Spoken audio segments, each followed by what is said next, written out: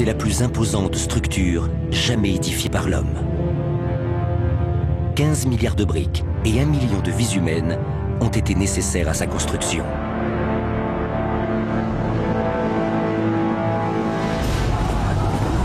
Il y a 500 ans, l'Empire de Chine est confronté à un ennemi apparemment invincible. Les Mongols, descendants du grand Gengis Khan. Rapides, féroces, avides, fermement décidés à s'emparer de tout ce que le pays peut leur offrir et à renverser la plus grande dynastie chinoise. Il y a toute une armée massée devant notre porte et personne pour nous défendre. Il faut réagir. Au sein des hommes de troupe, un héros va sortir du rang. Ça ne ressemblera en rien à ce que nous connaissons. Un homme qui projette de défendre son pays en édifiant la plus grande construction que le monde ait jamais vue. Le triomphe de la volonté. La Grande Muraille de Chine.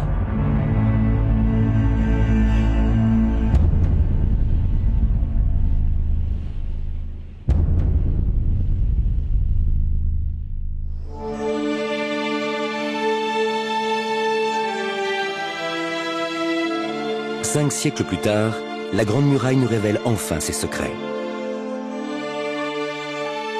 Grâce au texte qui laisse transparaître la pensée de son génie créateur, les descendants de ces bâtisseurs redécouvrent leur héritage. L'armée moderne instaurée par Qi Ji Huang nous offre pour la première fois l'occasion d'étudier ses origines. Et les parties de la muraille qui n'avaient encore jamais été filmées, la terre, les pierres et les briques, nous racontent enfin leur histoire.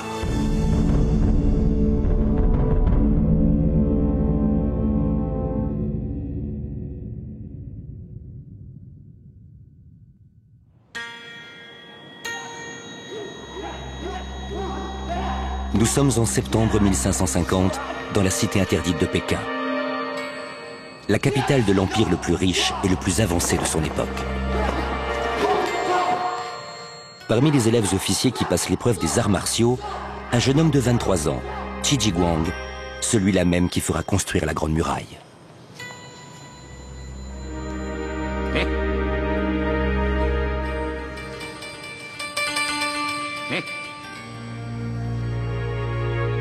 Aujourd'hui, son objectif est plus modeste.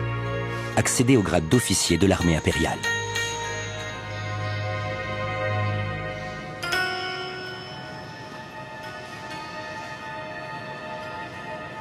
S'il est reçu à ses examens, sa carrière militaire est toute tracée.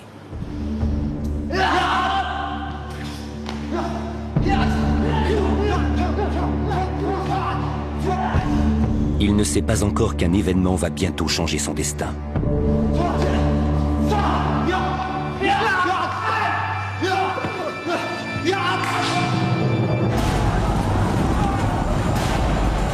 À quelques kilomètres au nord, des cavaliers mongols franchissent la frontière. Mais ce n'est pas un simple raid. C'est toute une armée d'invasion, forte de 100 000 hommes, qui se dirige vers Pékin.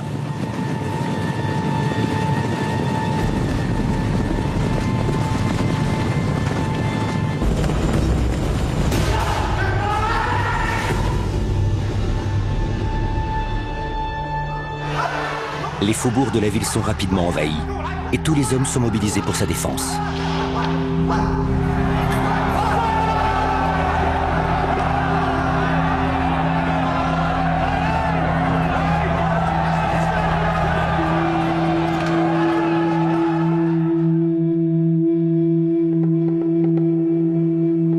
Des dizaines de milliers de corps jonchent déjà le sol. La panique s'empare des habitants qui se ruent vers les portes de la cité interdite.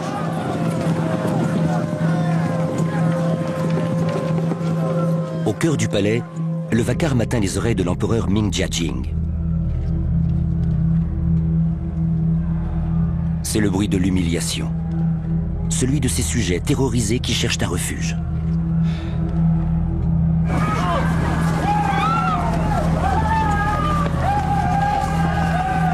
Ouvrez les portes de la cité. Laissez-y pénétrer tout ce qu'elle peut accueillir.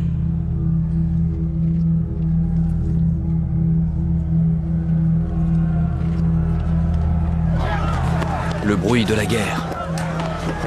Un bruit que j'attends depuis si longtemps.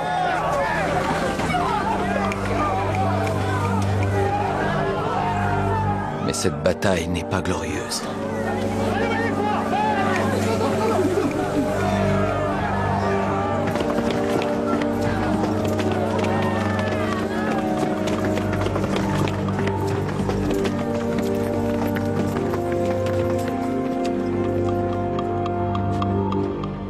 C'est une honte. Un désastre. Comment cela a-t-il pu arriver? Les Mongols n'ont pas encore atteint les portes de la cité interdite. Mais le fait qu'ils en soient si proches prouve que quelque chose n'a pas fonctionné.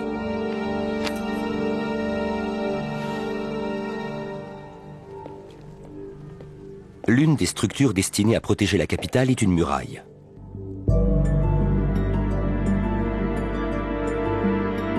Un grand rempart défensif qui est là depuis des siècles.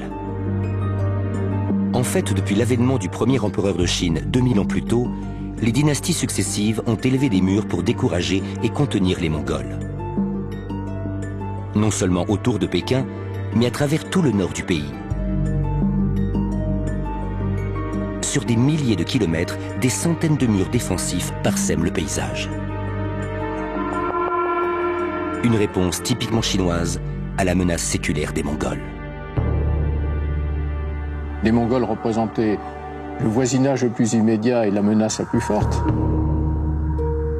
Le professeur Michel Jean étudie les 40 000 pages des annales de la dynastie Ming qu'il a empruntées aux archives nationales de la Chine.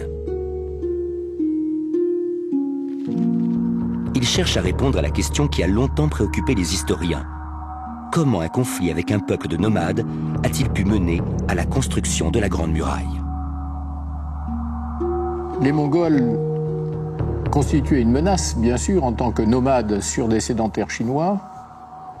Les Mongols, qui étaient dans des conditions eux-mêmes très difficiles, j'entends par là qu'ils avaient une économie qui était très difficile à mener, étaient désireux non seulement de partager, mais également d'échanger avec les Chinois et d'obtenir ce qu'ils n'avaient pas. Ce n'était pas tellement des richesses, c'était très souvent même des biens élémentaires pour vivre. Mais le fond du problème, c'était que les Chinois, et en particulier à la cour, il y avait un refus total de compromis avec ceux qui étaient considérés comme des barbares. Il était impensable pour certains lettrés à la cour d'accepter de négocier, même de discuter avec les Mongols. Et c'est ce refus d'échange notamment qui a fait que les Mongols ont cherché à pénétrer en Chine.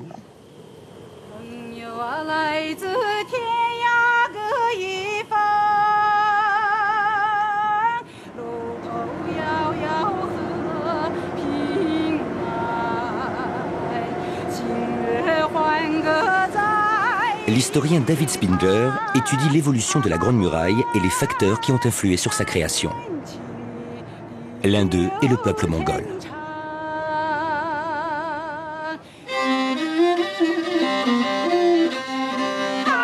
Spindler se rend à plus de 1000 km de Pékin, dans le Grand Ouest chinois. Il y a 500 ans, c'était la frontière avec le territoire mongol, et jusqu'à récemment, une région interdite aux étrangers.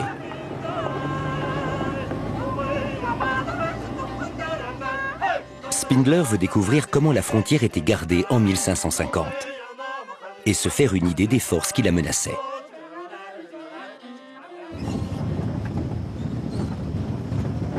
Ses recherches le mènent à Xiakou, une bourgade parfaitement préservée depuis l'époque où elle tenait lieu de ville frontière.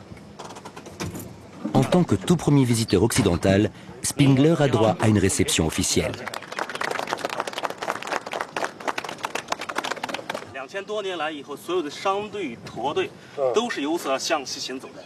La première surprise vient du nombre limité des effectifs de cette garnison censée surveiller une vaste zone frontalière. Ce n'était pas une garnison très importante par rapport aux critères de la dynastie Ming. À l'origine, il devait y avoir environ 500 hommes cantonnés dans ce petit fort. Et leur mission était de fournir des gardes pour défendre la frontière tout le long du mur et de servir de camp de base aux hommes qu'on envoyait sur les points névralgiques en cas d'attaque.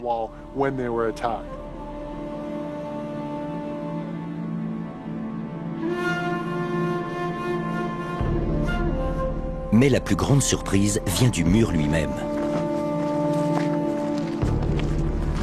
Et voilà, pas de briques, pas de mortier, c'est très différent de la muraille que la plupart des gens imaginent. Ce mur est fait de terre compactée, des couches de terre damée superposées. Ce n'était qu'un étroit mur de terre. Les défenseurs ne pouvaient pas monter dessus pour repousser les Mongols. Cette construction visait juste à les ralentir. Les murs de défense et les soldats des garnisons suffisent à circonscrire un problème qui est resté jusque-là local. Mais il cesse de l'être lors du grand assaut de Pékin.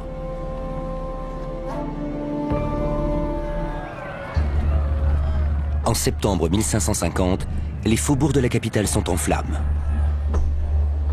À l'intérieur de la cité interdite, le gouvernement est en effervescence. Les remparts et l'armée sont censés les protéger. Mais les deux ont échoué. Et un homme exige des explications. Quel miracle! Aucun de vous n'a pris la fuite! C'est l'empereur Jiajing. J'ai dû écouter mes propres sujets me supplier de les laisser entrer dans la cité parce qu'ils craignaient trop pour leur vie. J'ai entendu les barbares frapper à la porte d'Anding, celle qu'on dit être la porte de la sûreté, de la sécurité. Ils ont osé exiger une rançon en échange de ma vie. Ils ont réussi à m'humilier dans ma propre cour à cause de votre échec. J'estime que ça suffit. Maintenant, je veux des réponses. Personne n'est pressé de lui donner des explications parce que personne ne sait comment les Mongols ont réussi à passer. Debout! Relevez-vous! Et s'ils l'avaient su, ils auraient été encore plus embarrassés.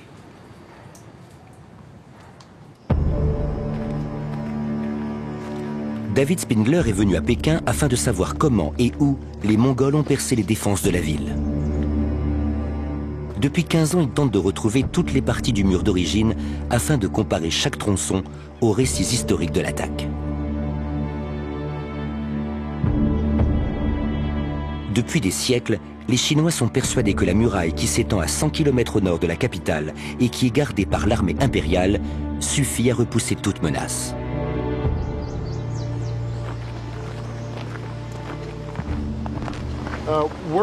Nous sommes dans une petite vallée située du côté mongol de la Grande Muraille. À l'aube du 26 septembre 1550, plusieurs milliers de Mongols ont déferlé sur la vallée fluviale, située juste à l'est d'ici.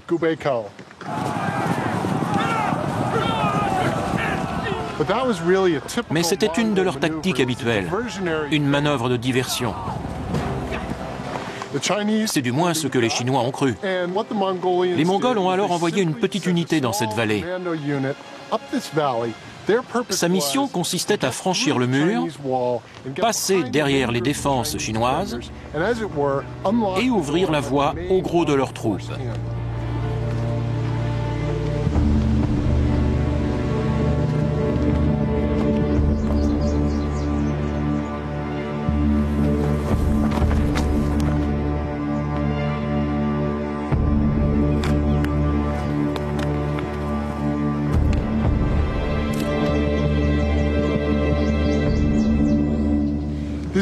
Nous y sommes. Le seul rempart entre la Mongolie et la Chine. Les Mongols ont traversé ici. Plusieurs centaines d'entre eux ont fait une brèche dans ce mur. Ils l'ont démoli avec des pioches et des pelles. L'un des membres du commando a écrit plus tard que ça avait été aussi facile que d'entrer dans un moulin. Ils sont passés de l'autre côté de cette crête, ils ont contourné les troupes chinoises qu'ils ont mises en déroute et sont entrés par milliers dans les faubourgs de Pékin.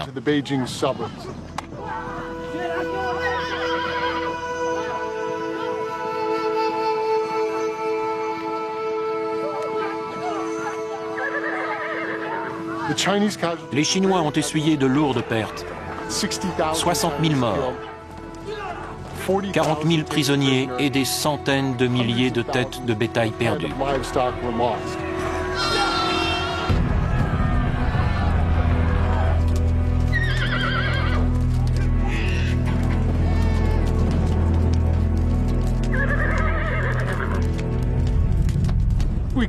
On peut dire que ça a été le 11 septembre de cette période de l'histoire Ming.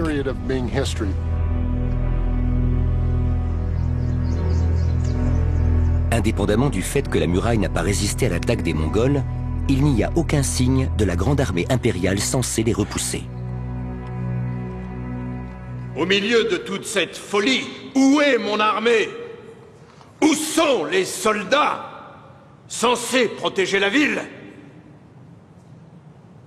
Où est le ministre de la guerre? Parce qu'il est évident qu'aujourd'hui, nous sommes en guerre. Nous supposons qu'il se bat contre les Mongols, Votre Altesse. Vous n'en êtes pas sûr? Allez le chercher! Oui. Tout le monde est si préoccupé par l'ampleur de la catastrophe que personne ne songe à demander la raison de la présence des Mongols.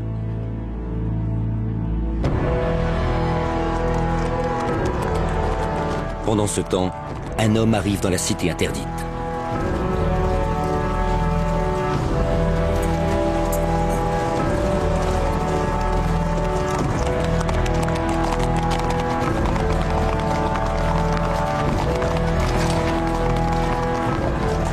Ce n'est pas le ministre de la guerre, mais un prisonnier chinois envoyé à l'empereur par le cerveau de l'opération, le chef mongol Altan Khan.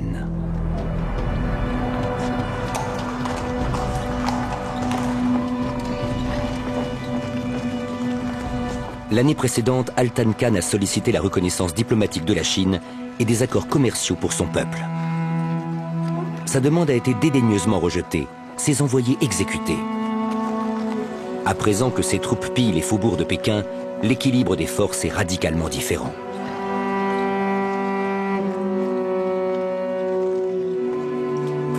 La question est de savoir si la cour impériale, qui a toujours vécu dans son petit monde feutré, est consciente de cette nouvelle réalité. Les Chinois considéraient qu'il y avait sur la terre les Chinois et les barbares. C'était une forme de racisme, effectivement, extrêmement forte. Et les lettrés, surtout, expliquaient qu'il était impensable que l'empereur vienne s'abaisser et discuter, négocier à plus forte raison avec ces barbares qu'il ne méritait pas.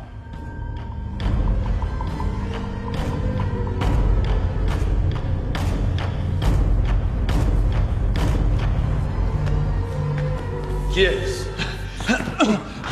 Qu'est-ce que c'est? J'ai été fait prisonnier par le Khan. Je suis porteur d'un message pour son Altesse Sérénissime. Un prisonnier du Khan, avec un message pour Votre Altesse Sérénissime. Pourquoi n'es-tu pas mort en défendant ton empereur? Je n'avais pas d'armes. Que veulent-ils?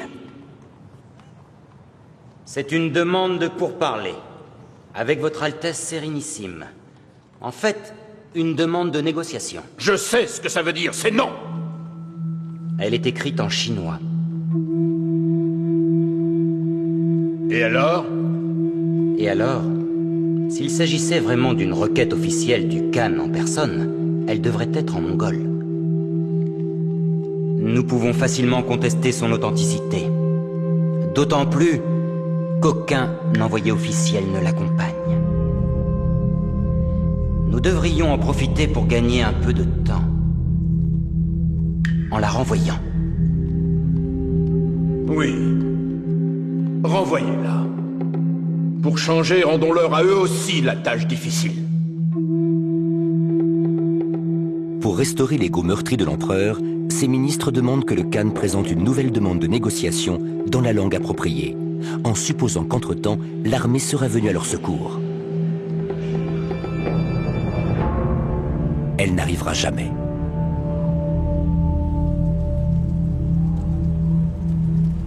Au début du mois d'octobre, les Mongols ont disparu. Après avoir fait la preuve de leurs intentions, ils ont tout simplement décidé de repartir. Et comme Chijiguang ne manque pas de le remarquer, les Chinois sont incapables de les empêcher de revenir quand bon leur semble.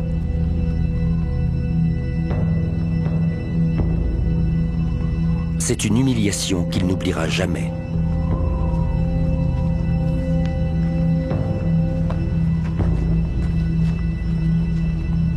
Emmenez-le. Qi se rend compte que la grande armée impériale n'est pas en état de remplir sa mission. En réalité, sur les 140 000 conscrits enrôlés de la région de Pékin, à peine la moitié est en service actif.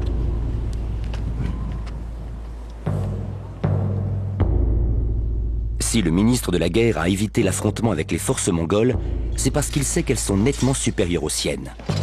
Un fait embarrassant que la cour préfère passer sous silence.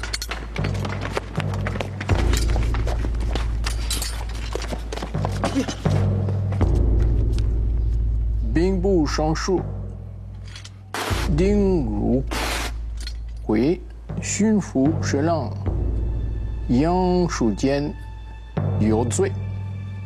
Autrement dit, non seulement le ministre de la Guerre est limogé, mais également il sert de bouc émissaire et il est exécuté.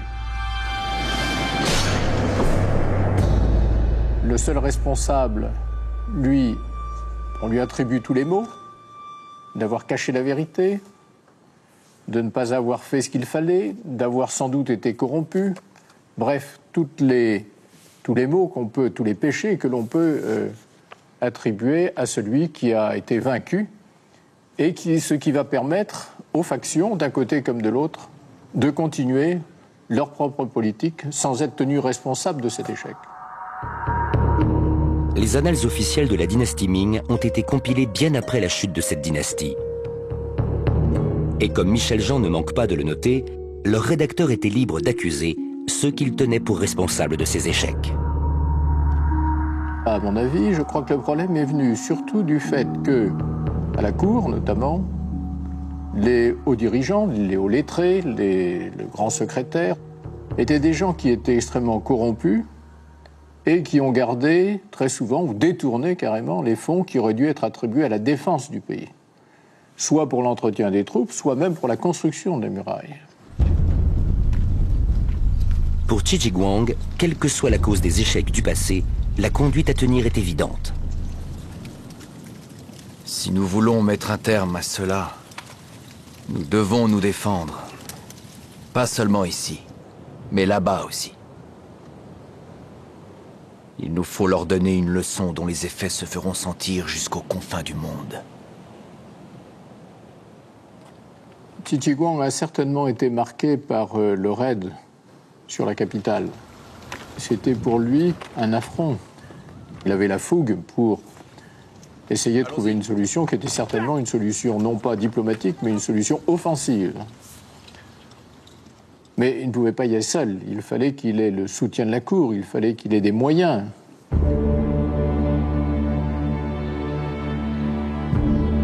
Mais la cour impériale a d'autres solutions. Comprenant qu'il n'a pas de système de défense efficace, le gouvernement décide de céder aux exigences des Mongols et établit une série d'accords commerciaux dans le but d'apaiser Altan Khan.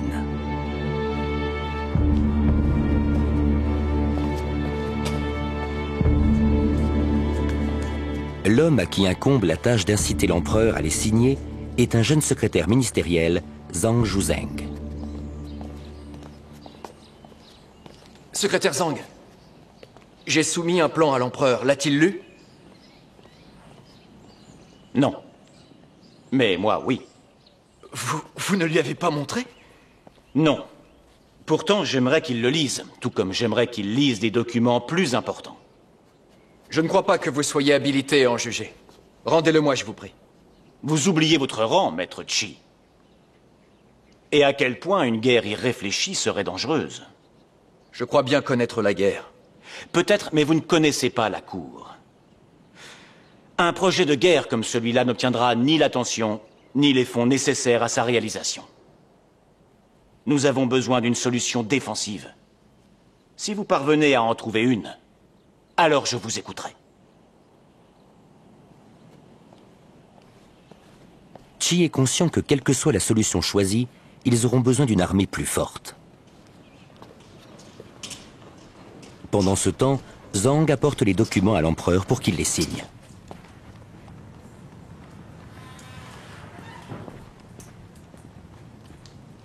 J'ai des documents à faire signer à l'empereur. Ce sont d'importants traités. Veuillez prévenir son Altesse. Mais l'empereur a autre chose en tête. Après avoir fait exécuter son ministre de la guerre, il a repris le cours de sa vie quotidienne, la drogue et les ébats avec le plus grand nombre possible de concubines.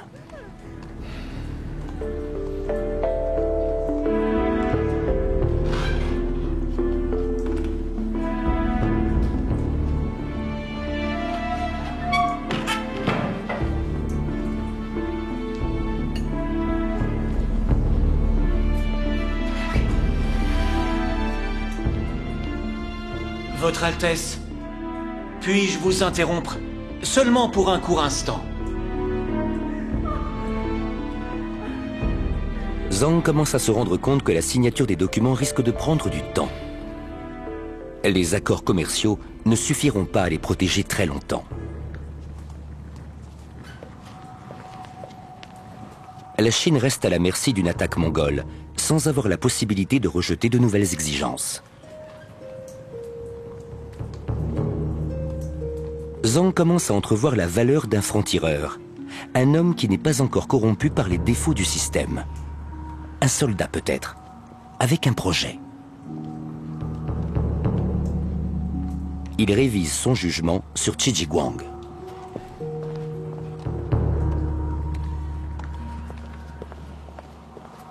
Avec le temps deviendra-t-il celui qui pourra reconstruire les défenses de la nation? Dans ce cas, Zhang sait qu'il devra d'abord faire la preuve de ses talents de meneur.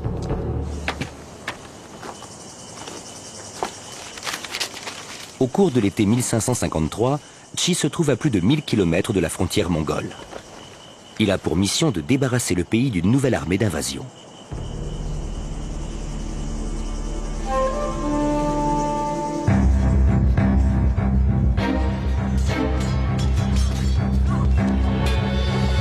Sur des centaines de kilomètres, les pirates japonais pillent les côtes chinoises. Jusqu'à présent, toutes les ripostes militaires ont été vaines. Maintenant, Qi Jiguang a une chance de réussir là où les autres ont échoué. En 1553, lorsque Qi Jiguang est envoyé dans le sud, il a 25 ans. Il est jeune. Il y a d'autres chefs militaires qui ont plus de poids auprès de la cour, et que Qi Jiguang soit envoyé contre les pirates japonais, à mon avis, ce n'est pas une sorte d'envoi en exil. C'est pour lui le moyen de faire la preuve de ses capacités militaires. C'est là qu'il va trouver à la fois l'efficacité, l'expérience et la gloire. Officiellement, la Chine envoie 120 000 soldats combattre les Japonais. Mais ce sont des hommes comme Geng Zhu. À l'instar de toutes les familles paysannes, celle de Zhu fournit un soldat au gouvernement local depuis plusieurs générations. C'est pourquoi, comme tant d'autres, il est inscrit sur les listes officielles de l'armée. C'est tout? Tout le monde est là. Donnez-moi ces papiers.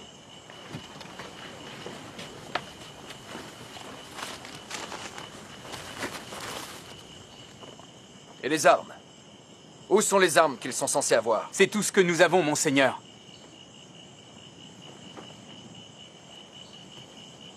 L'un de vous a-t-il déjà combattu les Japonais avec ce genre d'armes? Non, monseigneur. On n'est que des paysans. Selon mes ordres, vous devriez être des soldats. On n'a pas eu d'entraînement de soldats. On va vous en donner un, alors. Montrez-leur leur cantonnement. On commence demain. On n'est pas payé pour être soldat.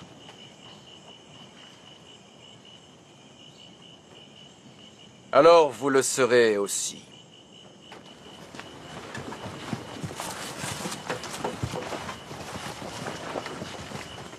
Titiguang, en arrivant sur les côtes, comprend la situation assez rapidement, que les pirates japonais sont audacieux, sont nombreux, et en face, il n'y a pour ainsi dire rien, ou en tout cas, c'est la désorganisation totale du côté chinois.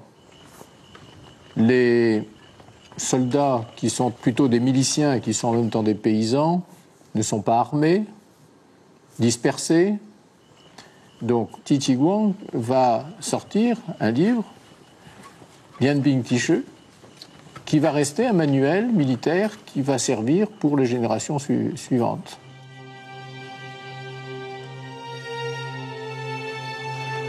L'original de ce texte est l'un des plus grands trésors historiques de la Chine. Rédigé par Titiguang lui-même, c'est un manuel d'instruction destiné à créer une armée professionnelle moderne. Chaque étape de la formation des soldats est rédigée en chinois populaire et accompagnée d'illustrations pour en faciliter la compréhension. Dans ce livre, Titiguang explique très clairement toutes les manœuvres militaires, la constitution des unités, mais également les combats individuels.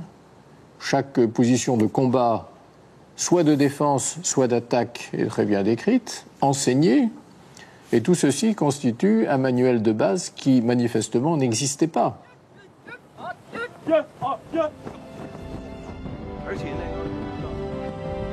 L'historien militaire Robin Yates cherche à savoir comment les innovations militaires apportées par Qi ont abouti à la construction de la Grande Muraille.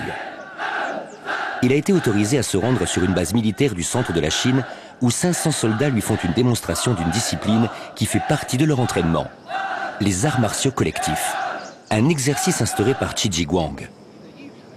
Leur commandant, le général Zhao Xin, est lui aussi un historien. Le général Zhao pense qu'il y a 3 éléments fondamentaux dans l'œuvre de Titiguang. Le premier est la création d'une armée du peuple. Le deuxième est l'importance de l'entraînement pour s'assurer que l'individu obéit à son officier supérieur. Ses yeux, ses oreilles, son cœur, ses jambes, ses membres travaillent tous pour son commandant. Le troisième est que tous ces hommes doivent former une unité soudée. Et l'armée chinoise moderne reçoit la même formation. Le moral ou l'état d'esprit, la technologie et l'entraînement physique doivent être homogènes.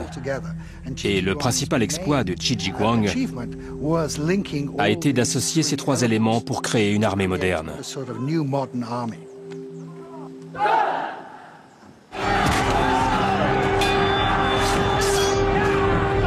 En 3 ans, sa nouvelle armée modèle montre sa valeur.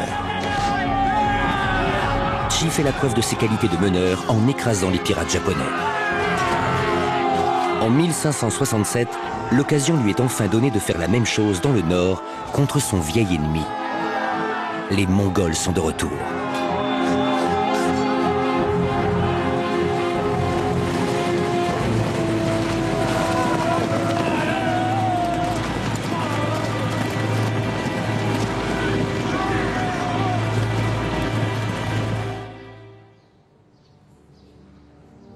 Depuis des années, le vieil empereur tente de se soustraire aux engagements passés avec les Mongols sans disposer d'un système défensif capable de le protéger des conséquences de sa politique. Une fois encore, les murs sont inefficaces. Et une fois encore, les faubourgs de Pékin sont pillés. Des dizaines de milliers d'innocents ont été assassinés. C'est au ministre Zhang Zhuzheng qu'incombe la tâche de répondre à cette nouvelle menace. Mais bien entendu, je ne manquerai pas de vous tenir informé. Après la mort de Jia Jing, l'un de ses fils lui succède. Nous sommes alors en 1567 et Long Qing, âgé de 31 ans, est un jeune empereur inexpérimenté.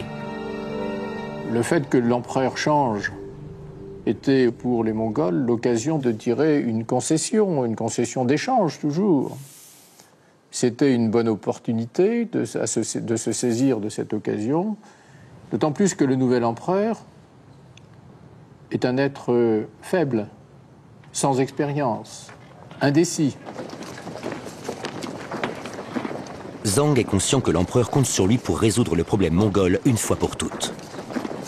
Il se tourne alors vers le jeune soldat qu'il a parrainé 17 ans plus tôt, Qi Jiguang, qui a maintenant le rang de général.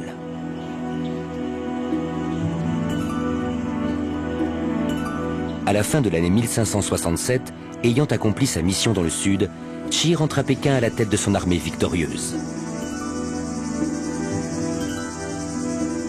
Il est prêt à relever l'ultime défi, vaincre les Mongols.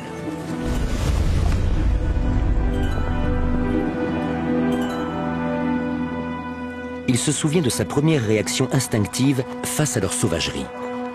Il nous faut leur donner une leçon dont les effets se feront sentir jusqu'aux confins du monde. Mais Qi n'est plus aussi certain que son armée suffira à les repousser.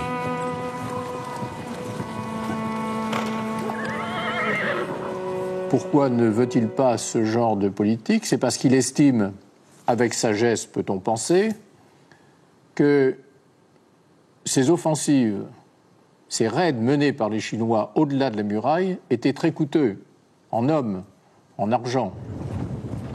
Et ils étaient très risqués. Ils risquaient des échecs très souvent. Les Mongols étaient très mobiles. Les Chinois n'avaient pas cette mobilité qu'avaient les nomades.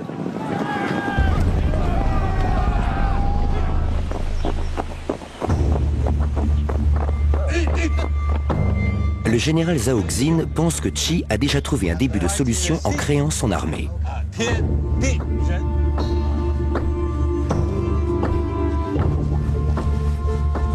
Avec ses propres soldats, il nous montre la façon dont Qi a organisé ses compagnies militaires. Des drapeaux de couleurs différentes représentent les diverses armes offensives et boucliers défensifs. Il recrée pour son invité la plus célèbre et la plus versatile des formations imaginées par Qi, celle du canard mandarin. Cette formation du canard mandarin est le parfait exemple de ce dont le général Zhao parlait. C'est en fait un char d'infanterie du XVIe siècle. Vous avez les unités défensives devant et les unités offensives derrière. Le général Zhao estime que les principes fondamentaux de la philosophie militaire qui ont régi la formation du canard mandarin et les réalisations de Qi Jiguang sur la Grande Muraille sont très similaires. Dans les deux cas, vous avez une organisation défensive couplée à une capacité offensive.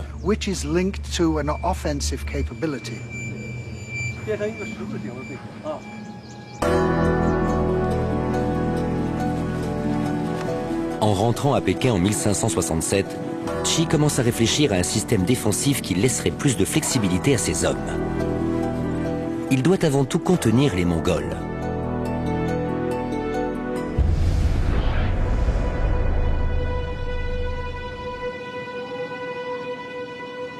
Il conçoit alors une structure qui pourrait résister aux attaques tout en permettant à ses troupes de la traverser pour engager le combat avec l'ennemi.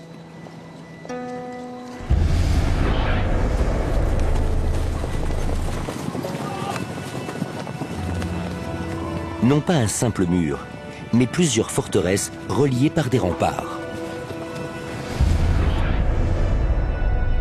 Un vaste réseau défensif. Une nouvelle grande muraille.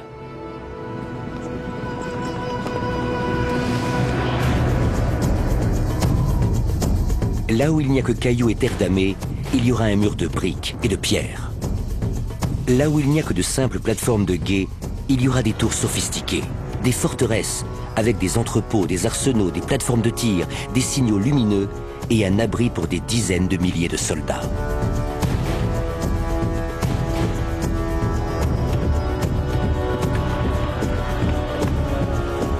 Suivant la ligne de crête des plus hautes chaînes montagneuses, il bâtira une véritable grande muraille. Et le projet le plus ambitieux de l'histoire chinoise.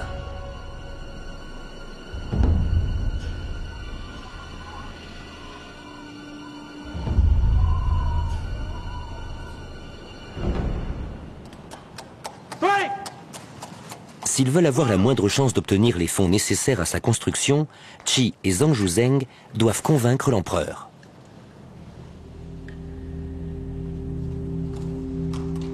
Or, il a plein d'autres solutions à sa disposition. Un corps expéditionnaire qui envahirait la steppe ici et ici, pour leur donner une leçon. Et nous avons les moyens de le faire, avec l'armée de Qi. Si nous gagnons. Mais, si nous engageons cette guerre et que nous la perdons, que faire? Si l'armée est au loin, nous n'aurons aucune protection. Et nous risquerons de subir le courroux de Khan. C'est trop dangereux. Dans ce cas, pourquoi ne pas demander au général lui-même de nous donner ses intentions?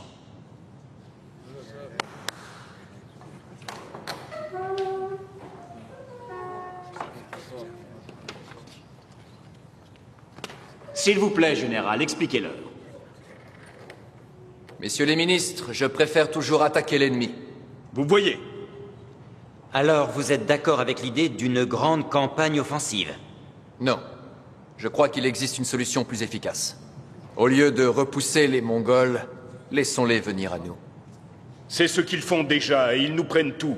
Mais si la prochaine fois nous leur faisons payer un prix exorbitant, ça leur donnera à réfléchir. Il s'agit finalement d'une simple question économique. C'est même plus simple que ça. Si vous pillez ma maison, et que je sais que vous allez venir, je vous y attendrai avec une arme. Je pourrai ainsi vous frapper de toutes mes forces, d'un lieu où je suis puissant et protégé. Ma solution consiste donc à utiliser mon armée, la plus puissante que cette nation n'ait jamais eue, pour chasser les Mongols. Et où allez-vous placer votre armée, général? Ici? Dans la capitale? Non. Sur la muraille. Notre force réside dans ces tours. Il y en aura 3000, abritant chacune un peloton de 50 hommes, et reliées entre elles par un système de signaux lumineux prévenant l'approche de l'ennemi. Qui paiera cette nouvelle muraille? Et l'armée qui y sera cantonnée? Qui paye actuellement? Qui paye actuellement notre incapacité à nous défendre nous-mêmes? Cette nouvelle muraille ne ressemblera en rien à ce que nous connaissons. Ce sera une entité vivante. Sans mes hommes, elle ne peut rien. Et sans elle, je ne saurais vous protéger.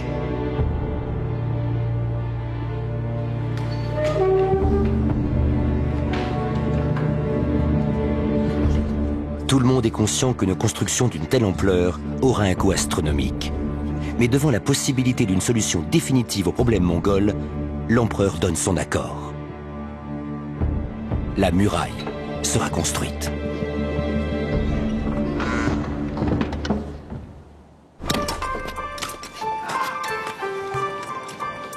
Nous sommes en 1569 et l'on entame la construction de la Grande Muraille avec des briques cette fois. On aménage en hâte des centaines de nouvelles briqueteries pour approvisionner la première phase d'édification des tours. Au plus fort de la production, une briqueterie moyenne produit 1,5 million de briques par semaine, à raison de 5 kg de terre et de chaux et près de 7 kg de bois par brique. Il n'y a pas de recette miracle. On utilise les matériaux trouvés sur place et on les cuit avec le bois des forêts environnantes.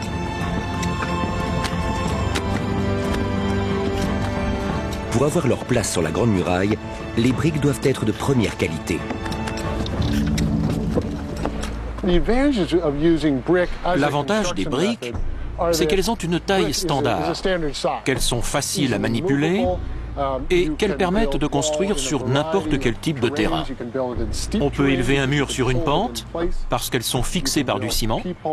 On peut pratiquer des meurtrières, des créneaux, ces embrasures en forme de U qui permettent aux archers de faire le guet. Un mur de briques a l'avantage d'être beaucoup plus facile à modifier. Pour acheminer les briques sur le site, il faut une armée de travailleurs. L'armée de Qi Ji Huang, en l'occurrence.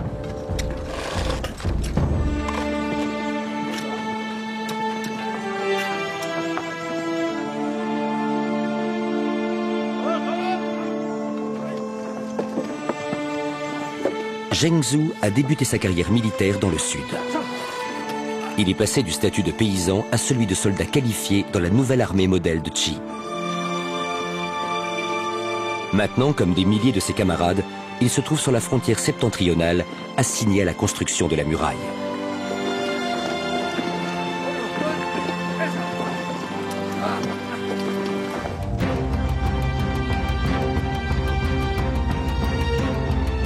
Le plan de Qi comporte 3000 tours de défense, espacées de quelques centaines de mètres, le long d'un mur qui fait 1000 km de longueur, 10 mètres de hauteur et 3 mètres de largeur. À certains endroits, on insère de nouvelles tours sur d'anciens tronçons du mur qui sont ensuite remontés. À d'autres, on remplace des tourelles pleines par des fortins que l'on relie par un nouveau mur. Mais partout, la muraille suit la ligne de crête des montagnes.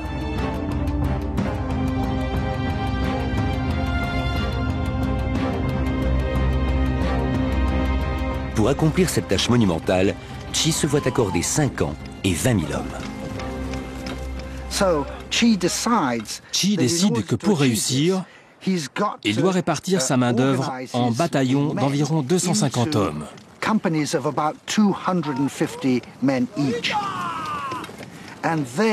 Chaque bataillon devra achever 70 tours par an. Ce qui signifie que chacun d'entre eux doit construire une tour tous les 5 jours. Ces hommes ont dû travailler jour et nuit sans interruption pendant 1 an.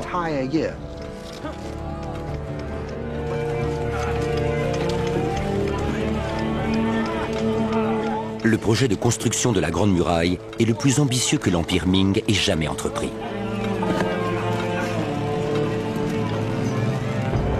À la fin des années 1570, il a déjà englouti plus des 3/4 des revenus du gouvernement.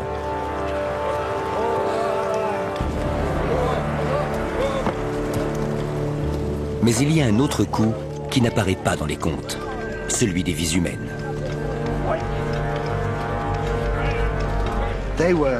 Ils étaient loin de leur famille.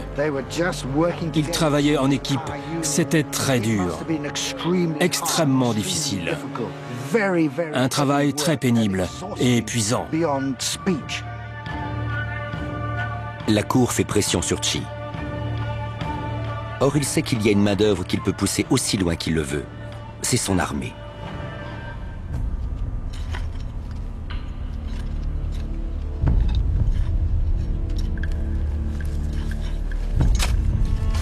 Mais il y a une limite à tout. La malnutrition, l'épuisement et la maladie font des victimes. Pour ceux qui meurent loin de chez eux, leurs camarades de travail sont leur seule famille. Ils éparpillent de l'argent symbolique pour payer le passage de leur ami dans l'au-delà afin qu'ils connaissent enfin le repos.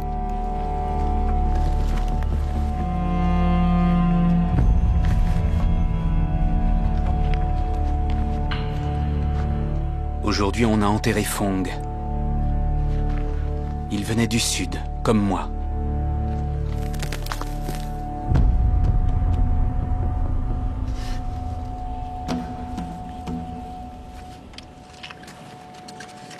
Il avait une famille, quelque part. Mon aimé, nous avons si faim, nous sommes si fatigués, que je me dis parfois que la mort serait une délivrance. Mais ce serait te trahir. Alors, je tiens bon, pour toi. J'ai entendu dire qu'il nous garderait ici pour servir sur la muraille quand elle sera terminée. Alors, même si je survis à sa construction, je risque d'avoir à rester pour la défendre.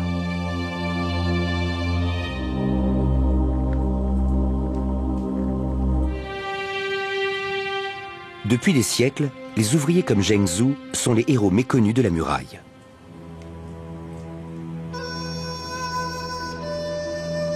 On ne sait pas qui ils sont, ni d'où ils viennent.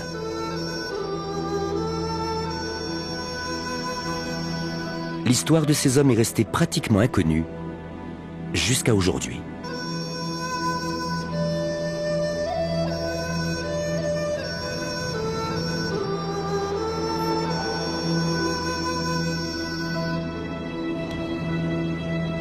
Wang Tao est un archéologue de l'Université de Londres qui a l'habitude de fouiller le sol pour trouver des indices du passé.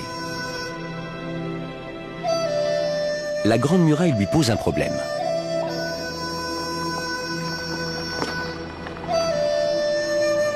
Les découvertes les plus révélatrices ne se trouvent pas tant dans les briques que dans les descendants des ouvriers qui les ont posées.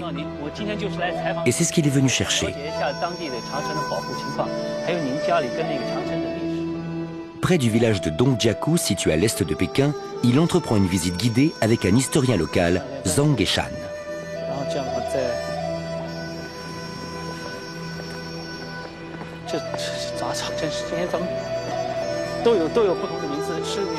Zhang conduit Tao sur un raidillon de 800 mètres de dénivelé qui les ramène 500 ans en arrière, en plein cœur de la construction du mur. Si le passé vit encore en ces lieux, c'est grâce à des hommes comme Zhang. Il y a 40 ans, il a découvert les registres de la construction des tours gravés sur des stèles. Celles-ci ont été déplacées au moment de la révolution culturelle, mais pas avant que Zhang n'en recopie les inscriptions.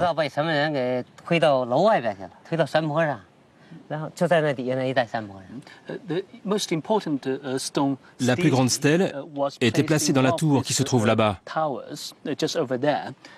Elle mentionne les noms de tous les hauts fonctionnaires impliqués dans cette construction, dont celui du général Qi Jiguang. Au dos, on y lit le nom de tous les ouvriers, maçons, charpentiers, qui sont liés à la construction. Il se peut que leurs descendants vivent encore dans le village et fassent partie de l'histoire locale.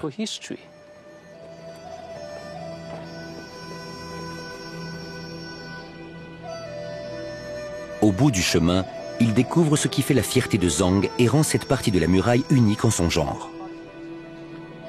Chaque tour du secteur porte le nom d'une famille du village.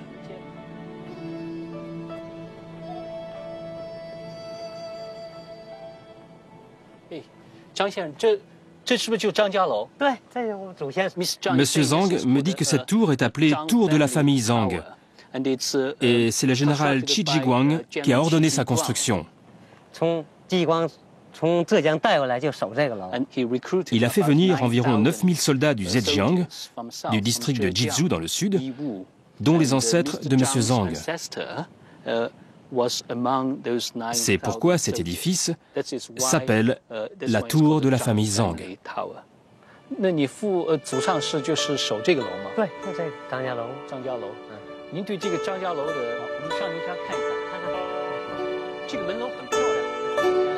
La vie des soldats ne peut plus nous être transmise que par la mémoire collective des villageois.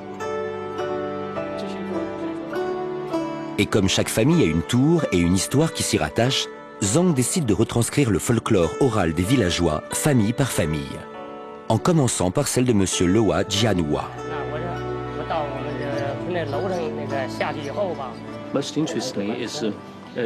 Le plus intéressant, c'est que la tombe de l'arrière-arrière-grand-père de Monsieur Loa est encore là, tout près du mur. Sa famille est arrivée pendant l'époque Ming et vit ici depuis plus de 20 générations. J'imagine que beaucoup sont morts de faim.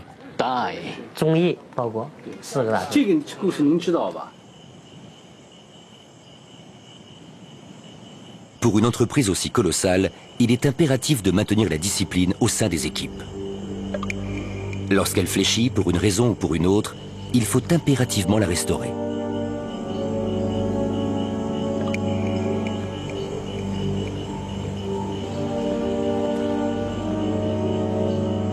Aussi pénible que ce soit, il faut faire des exemples Plus vite pour le bien de l'entreprise.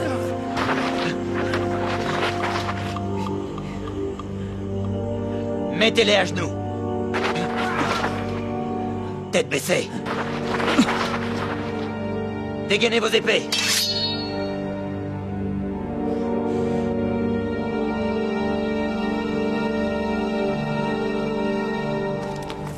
Qu'est-ce qui se passe ici? Pourquoi avez-vous arrêté le travail? Rengainez vos épées. Général, une bagarre a éclaté. Nous punissons pour l'exemple quelques meneurs. Ne vous inquiétez pas. Nous rattraperons le temps perdu. Tout dépend du nombre de fois où vous aurez à le faire. N'avez-vous pas assez de travail comme ça, vous autres? Toi, qu'as-tu à dire pour ta défense? Nous ne mangeons jamais à notre faim. Nous travaillons et sommes traités comme des esclaves. Sommes-nous des esclaves? Non. Vous êtes mes soldats. Des ouvriers salariés. Tous autant que vous êtes. On ne touche que la moitié de notre solde. Et à quoi bon si c'est pour mourir? Vous travaillez à la protection de l'Empire. Oui, c'est une tâche difficile. Mais en tant que soldat, je dois être prêt à sacrifier ma propre vie, mon existence, pour défendre ma maison et mon peuple. Ceux qui ont déjà combattu avec moi savent ce que c'est. Vous savez ce que cela signifie d'être protéger soldat. sa famille et sa maison, tout le monde ici serait prêt à se sacrifier. Mais elle se trouve à plus de 1000 kilomètres d'ici. Tout ce que nous voyons, ce sont des briques et des tonnes de pierres. Ce n'est pas un champ de bataille ici. Et ce n'est pas chez nous non plus. Ce n'est qu'un immense cimetière d'1 million de tombes pour 1 million de cadavres. À genoux! Dégainez! Général, à votre commandement.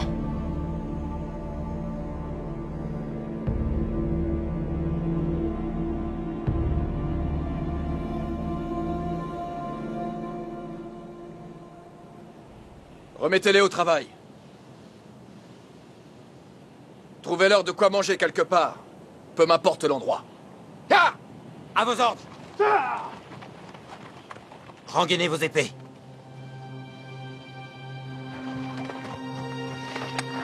Libérez-les. Il y avait des insurrections sur la frontière. Il y avait même des désertions.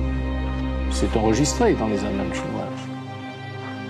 Mais cet homme qui avait déjà eu l'expérience avec les milices dans le sud savait très bien que face à une situation qui était très souvent délicate, en particulier pour la nourriture ou pour la quantité de travail, l'éloignement des familles, il fallait trouver des solutions.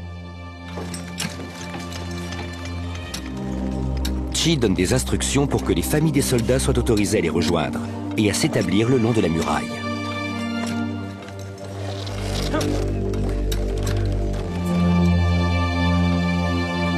Après avoir transformé des paysans en soldats, il leur fait faire un retour à la terre pour qu'ils vivent, qu'ils construisent et qu'ils défendent leur foyer.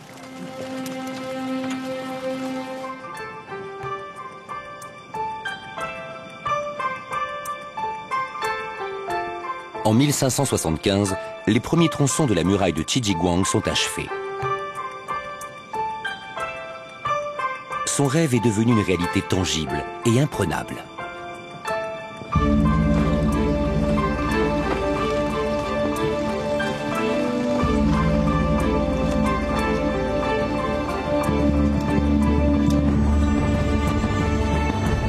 Sur les remparts, l'armée qu'il a entraînée. Une armée désormais forte de 20 000 hommes, entièrement dévouée à sa personne.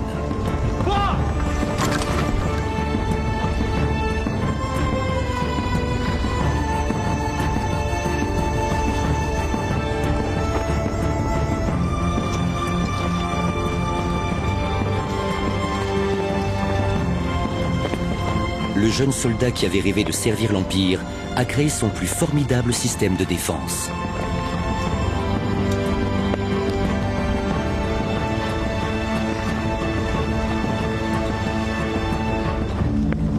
C'est non seulement la plus ambitieuse, mais aussi la plus onéreuse entreprise de cette époque. Elle porte les espoirs de toute une dynastie, et il vaudrait mieux qu'elle fonctionne.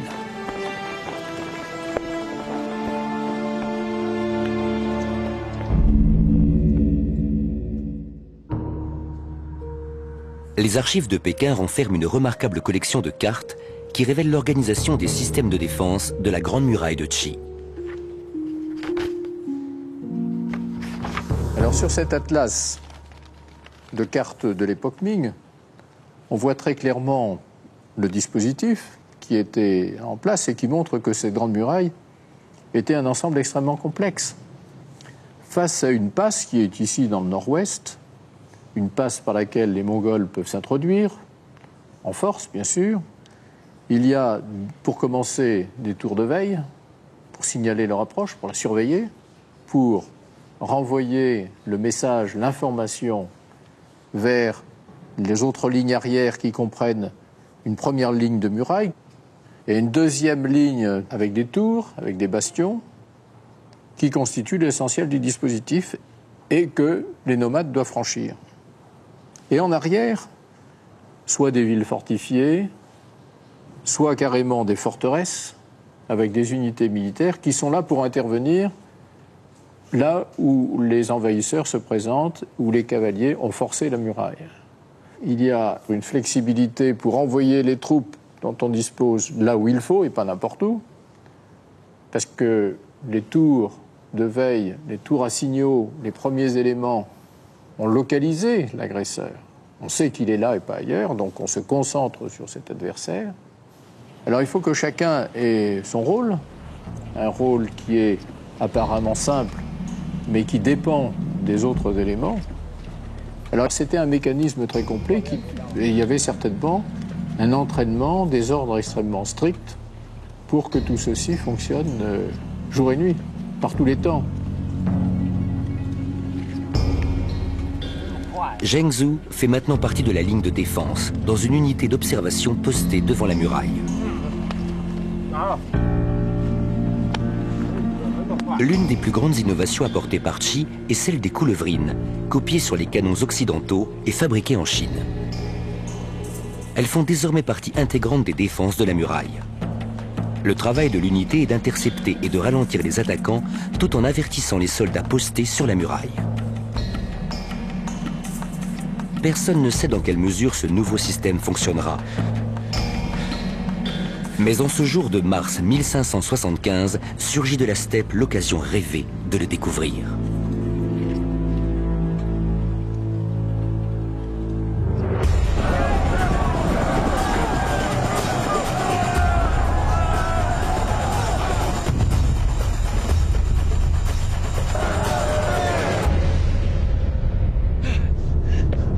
Ils arrivent! Ils sont des milliers! Tout le monde à son poste!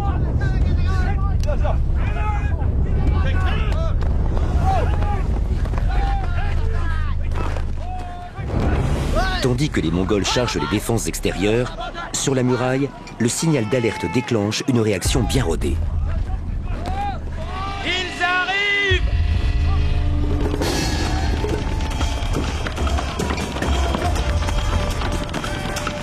En l'espace de quelques minutes, les hommes et les pièces d'artillerie sont mobilisés.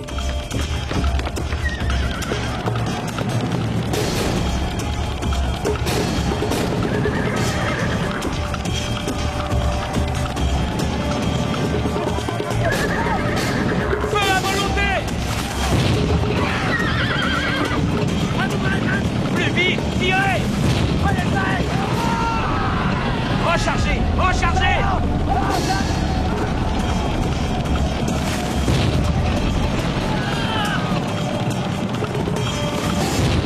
Les unités avancées sont chargées de ralentir l'attaque.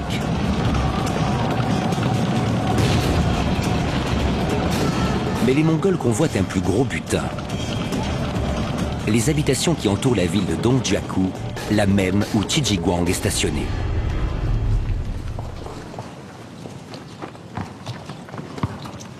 Sur le mur, les systèmes d'alarme ont alerté la garnison principale qui organise la contre-attaque. C'est le moment de vérité pour Qi et sa muraille.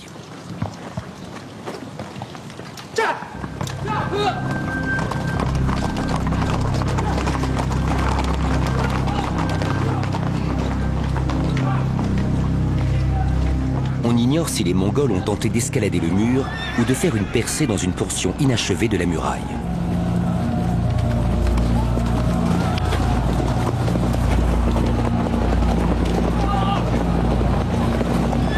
les annales rapportent que les troupes de Qi rencontrent les envahisseurs devant la muraille, où leur supériorité numérique peut faire la différence.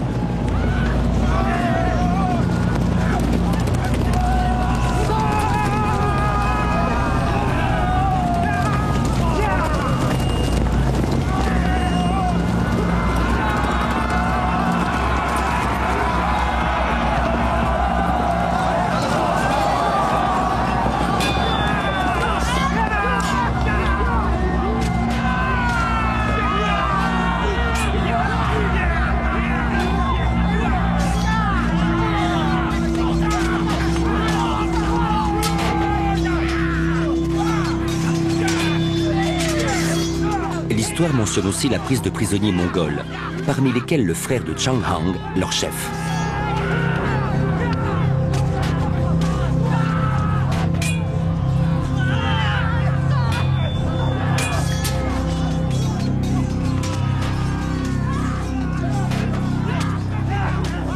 Emmenez-le!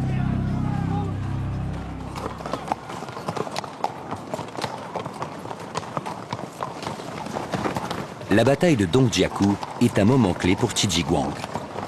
Il a prouvé l'efficacité de la Grande Muraille.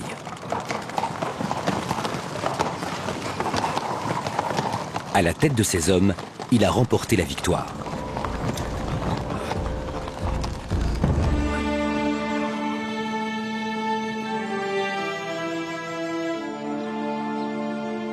À la cour, ceux qui avaient critiqué son projet sont réduits au silence, pour l'instant du moins. Et la muraille est officiellement une réussite.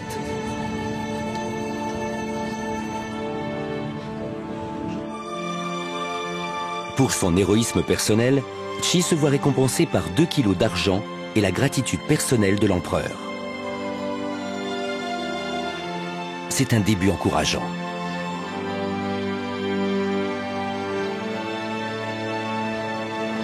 Mais il pense déjà à l'avenir.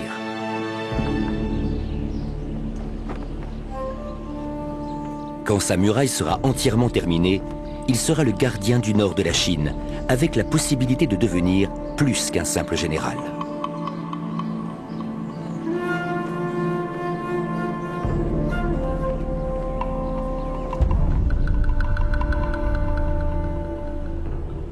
Quelques jours après la bataille, l'occasion de jouer un rôle politique se présente sous la forme du chef mongol Chang Hang, qui revient négocier la libération de son frère.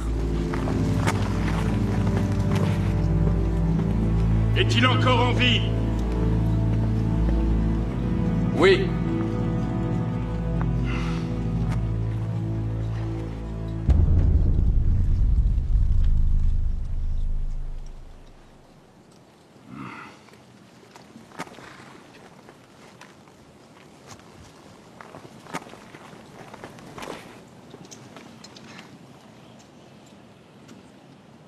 Si je veux entamer des négociations pour libérer mon frère, à qui exactement dois-je m'adresser? Est-ce à l'empereur? À travers vous? Ou alors à vous?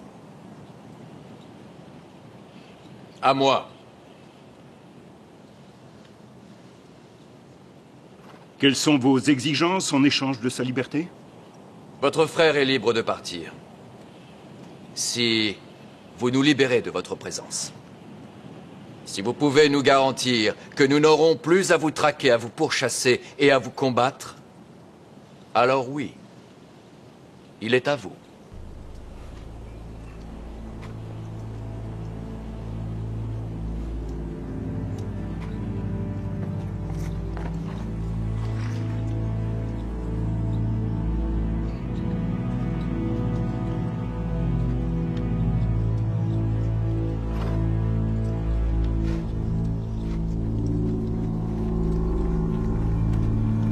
Malgré l'accord conclu, la même tribu reviendra sur sa parole et attaquera à nouveau.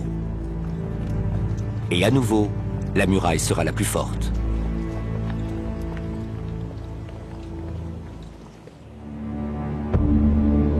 Inébranlable, sa silhouette menaçante lance un message clair et limpide. L'Empire Ming est désormais capable de se défendre et le fera.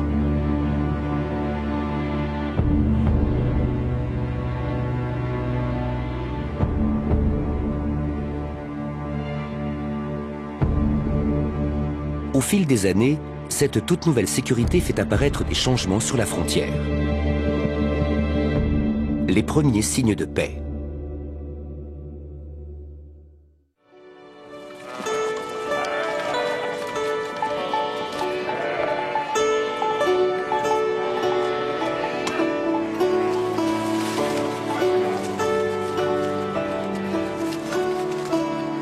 Zheng Zhu est maintenant un officier supérieur de la garnison de Qi.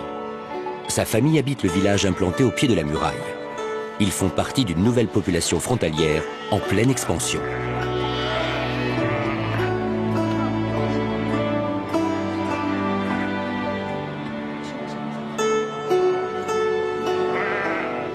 Dans cette ancienne zone de conflit fréquentée par les brigands et les soldats, on trouve désormais une agriculture prospère et une population florissante.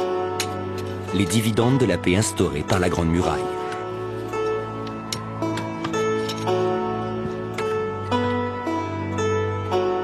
Cette situation donne à Qi suffisamment d'assurance pour réclamer les fonds nécessaires à l'achèvement de sa grande œuvre. Jusqu'à présent, seuls 1200 des 3000 tours de son projet initial ont été construites. Il prévient la cour que la muraille restera efficace à la seule condition qu'il puisse la terminer. Mais à Pékin, le coût des travaux soulève déjà la controverse. En l'état actuel des choses, les 1200 tours et les 1000 km de murs ont coûté 550 tonnes d'argent, 2,5 fois le revenu du trésor des 10 dernières années. Pour beaucoup, c'est la preuve que le projet de Qi est trop ambitieux. Alors Qi Zhiguang a finalement réussi à réaliser une partie du projet. Il a fait à peu près le tiers de ce qui était prévu en termes de distance, de murailles et de tours. Et ça a été efficace sur une bonne portion de la frontière chinoise, notamment dans la partie la plus proche de la capitale. Mais cette construction, ce système, coûtait très très cher. C'est un fait. Comme il y avait la paix maintenant, les opposants à ces dépenses sur la frontière ont trouvé une bonne raison de demander à ce que l'on arrête ces dépenses.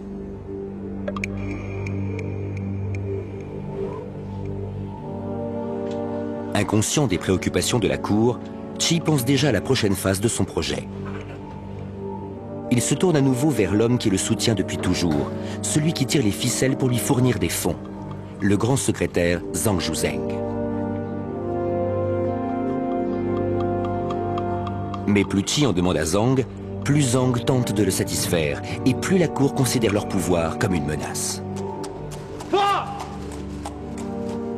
Les opposants à cette politique, ils avaient deux cibles, le grand secrétaire, Zhang Zhuzheng, mais également Qi Zhiguang.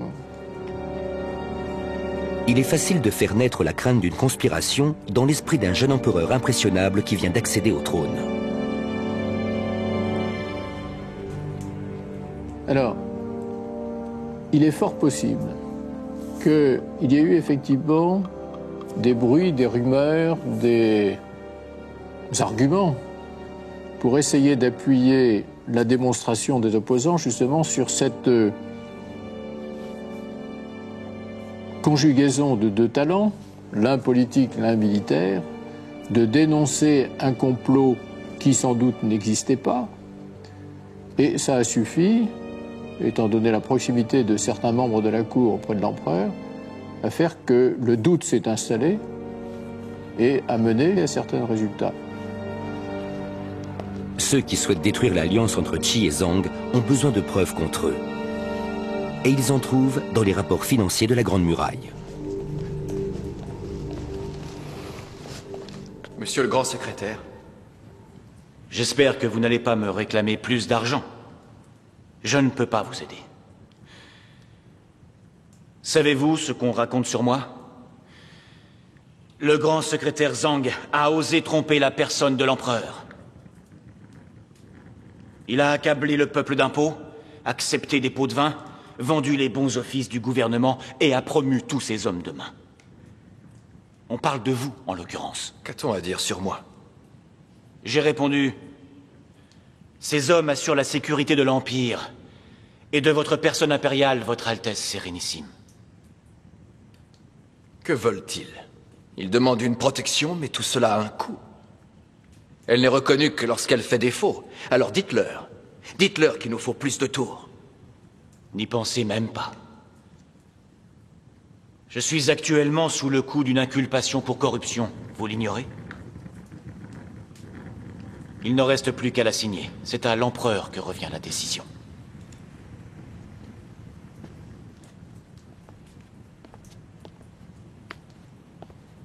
Que dois-je faire alors?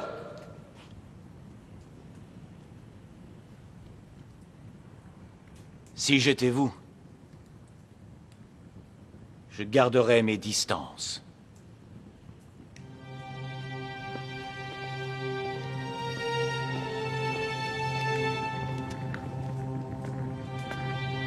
Au titre d'ancien tuteur de l'empereur, Zhang échappe aux poursuites, momentanément.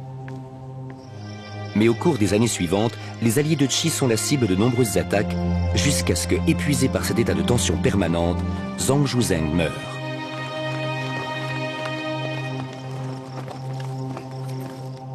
L'alliance qui a permis la construction de la muraille est brisée. Maintenant qu'il a perdu son unique soutien politique, Qi Jiguang prête le flanc aux critiques. Il est accusé, comme Zhang avant lui, d'avoir conspiré contre l'empereur.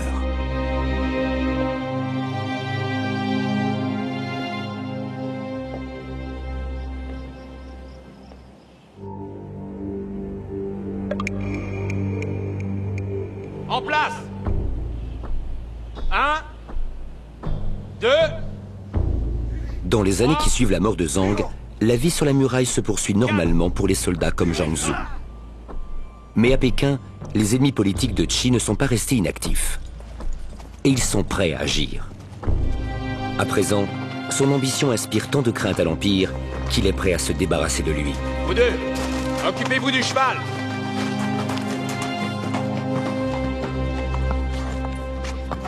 Il ne reste plus à ses opposants qu'à savoir comment ils vont s'y prendre.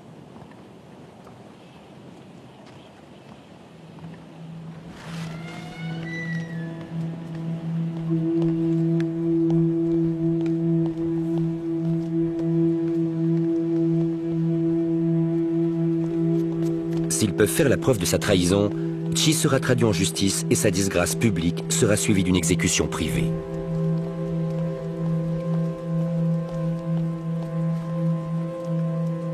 Mais il est prêt à défendre ses états de service.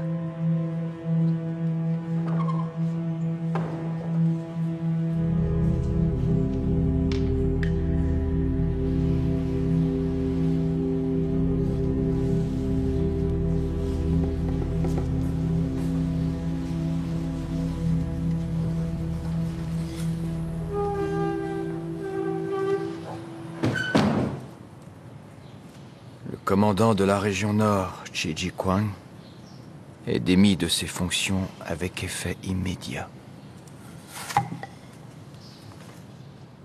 Il a sous-estimé ses ennemis.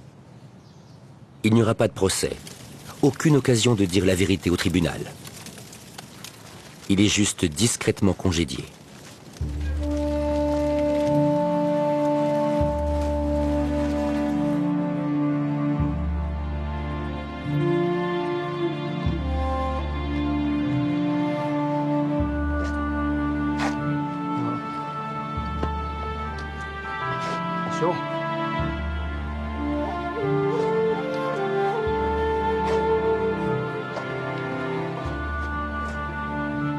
Pour les soldats comme Zheng Zu, le sort de Qi défie l'entendement.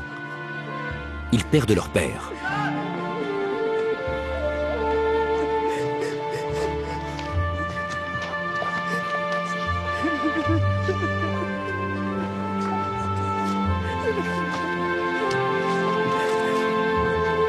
Général Qi? Général? Il ne se souvient même pas de moi. Le grand général est parti.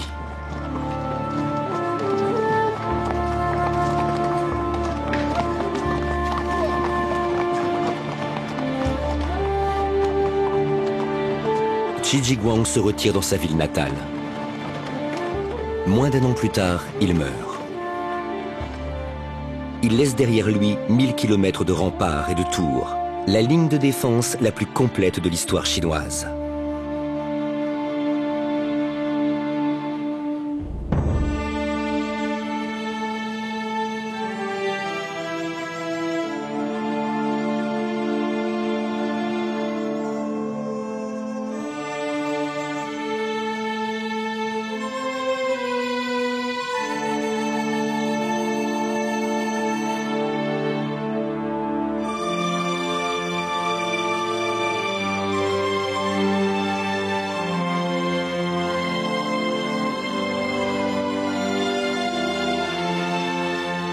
Les siècles suivants sont marqués par d'autres menaces extérieures. Cette fois, les envahisseurs ne viennent pas des territoires du Nord, mais d'au-delà des mers.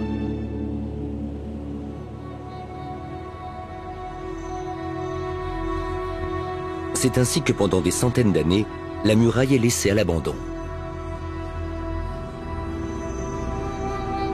Aujourd'hui, le squelette du grand dragon est tout ce qu'il reste de la bête. Mais son esprit est toujours vivant.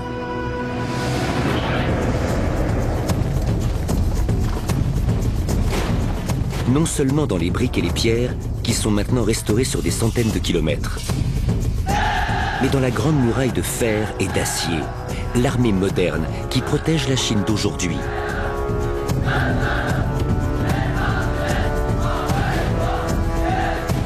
Et le peuple chinois lui-même. Pendant très longtemps, la Grande Muraille a été considérée comme l'œuvre de tyrans. Ça avait coûté cher, pas seulement en termes d'argent, mais également en vie, en souffrance, en déportation, etc. Alors, on est passé d'un symbole de la tyrannie à un symbole de grandeur et d'unité. La Grande Muraille a une signification importante pour le peuple chinois. C'est un symbole de force, d'histoire, de culture, d'avenir aussi.